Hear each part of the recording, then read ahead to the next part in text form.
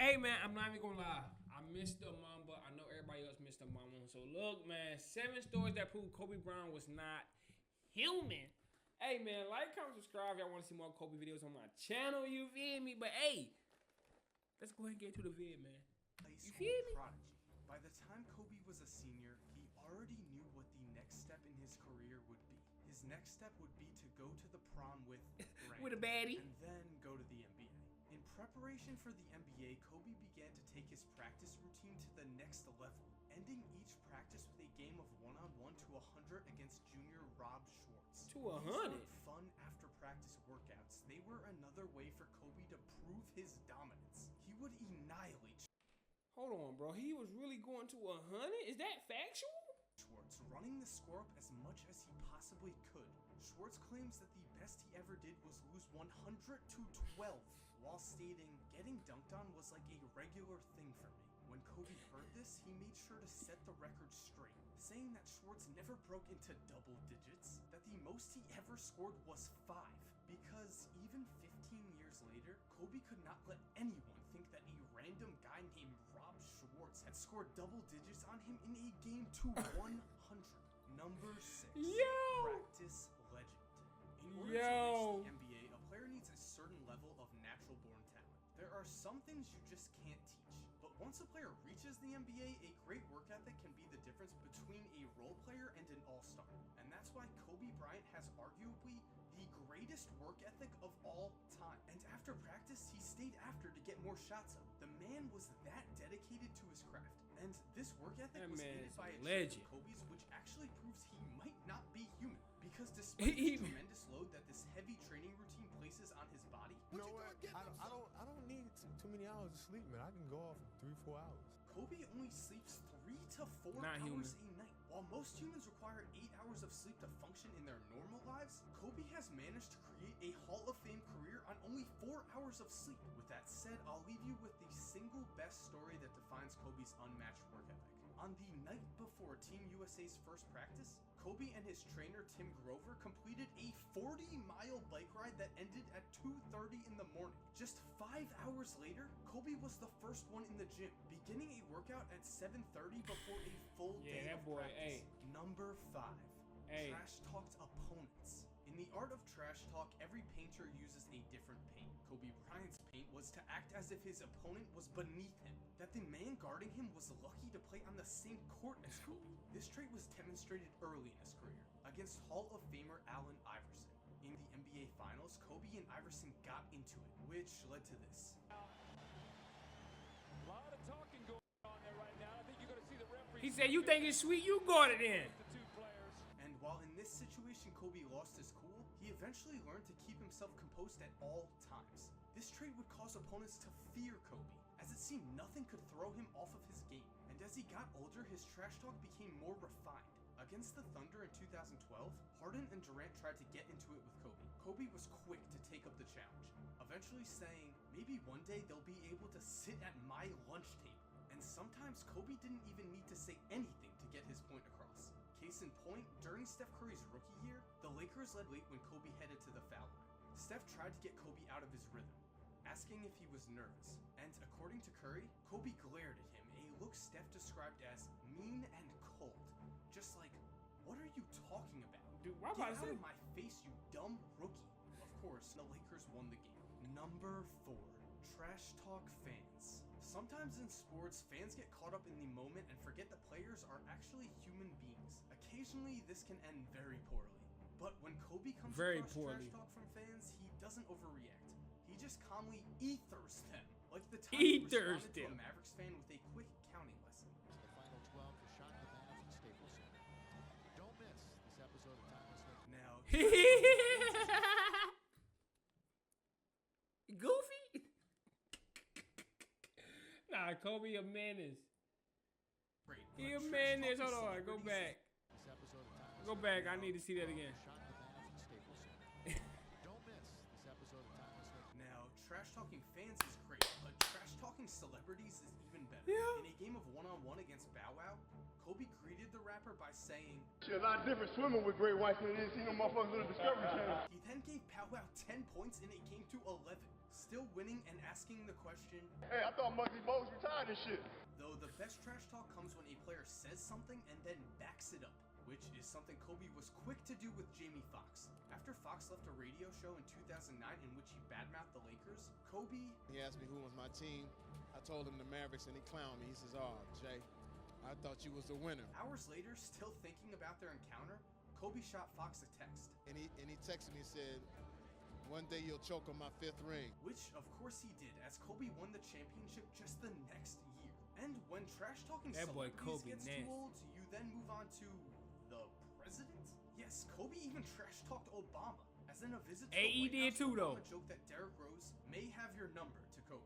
Kobe responded with, "If he calls that number, I'll be sure to pick up after the 5th ring."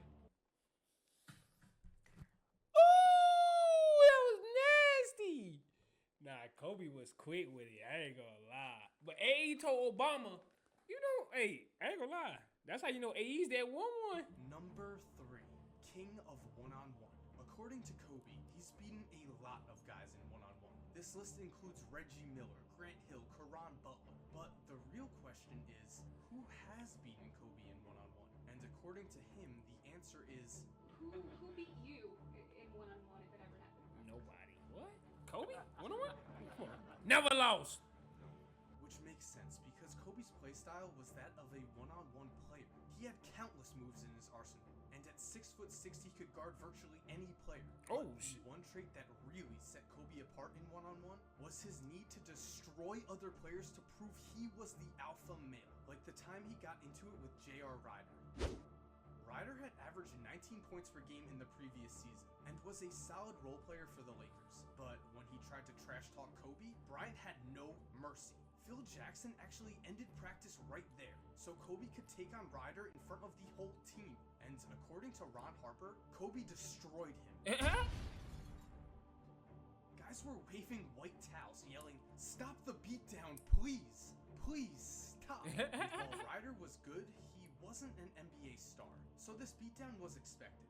However, Tracy McGrady was an NBA star, as well as 2 inches taller than Kobe. But when they played in one-on-one, the result was the same. As Kobe said, "I cooked him, roasted him." Wasn't even close. The 2 stars played 3 games of one-on-one when Kobe was 20, with Bryant winning all 3. In one of the games, Kobe embarrassed McGrady with an 11-2 win. And after the 3rd matchup, McGrady left the court claiming he had back spasms. Number 2, embrace the Jordan comparison. At the time of his retirement, Michael Jordan was considered the greatest player of all time. And like with I all didn't know he great did that players, to the T-Mac. media was quick to find an heir to Michael Jordan's throne. Every time a young perimeter player showed flashes of greatness, he was instantly compared to Jordan. Grant Hill, Vince Carter, Tracy McGrady. These are just some of the names of players who were compared to Jordan. And while these men had great careers, they could never quite match Jordan's achievements. But Kobe did. Almost. Sure, the consensus is that Jordan's career was better than Kobe's. That Jordan as a player was better than Kobe. But that doesn't matter.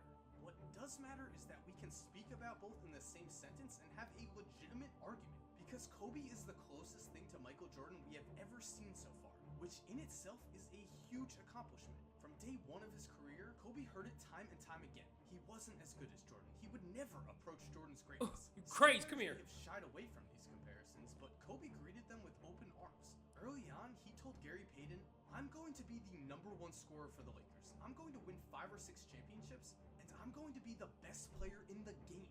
And then he went out and packed up those claims. He used Jordan as a model for greatness in the darkest part of his career. When Shaq was gone and Father Time began to knock on his door, he learned to embrace his teammates more, added more shots to his arsenal to deal with his declining athleticism. Soon we found ourselves with a Kobe who had mastered Jordan's iconic fadeaway. A Kobe who had replicated Dirk's fall-away jumper. And again, his hard work was rewarded. Kobe finished his career with 5 NBA titles, 11 first-team All-NBAs, and an MVP. He wasn't Jordan because nobody will ever be Jordan. But at the end of the day, the comparison doesn't even matter anymore because he was his own man. He was Kobe Bryant, a basketball legend who embraced his comparison to the greatest of all time and built his own legacy. And number 1, Nah, you ain't gonna lie. 81 points. As you've probably noticed by 81, now, this crazy. video has only briefly mentioned mention Kobe's actual play style, noticeable games, and achievements. And that's because everyone knows these things already about Kobe. And I want to tell you guys things you don't already know. But with that said, you can't make a video on Kobe without mentioning his 81-point game. Because on January 22nd, 2006, Kobe Bryant scored the most points by a perimeter player in the history of the National Basketball Association, finishing second behind Wilt all time. But here's the thing, Kobe's 81 points may have been an even greater achievement than Wilt's 100 points. It sounds crazy, but bear with me. Now let's look at the actual games both players had. We have to remember, the pace of games was drastically different in Wilt's era than it was in Kobe's. When Wilt played, teams averaged a lot more possessions, which of course meant more shots. If you want to learn more about this, I made a video. I don't think that 100-point game was real. I need to see the footage. I ain't never seen no footage of that game, man. I don't believe it happened, man.